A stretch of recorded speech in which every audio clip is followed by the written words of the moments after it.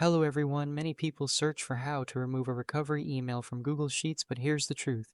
It's impossible to remove a recovery email directly from Google Sheets. Google Sheets is just a tool inside your Google account, and it doesn't control security settings like recovery emails. That's why you won't find any option to delete or change the recovery email inside Sheets.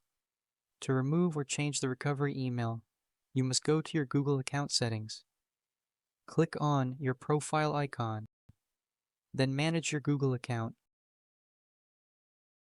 Then click on Security.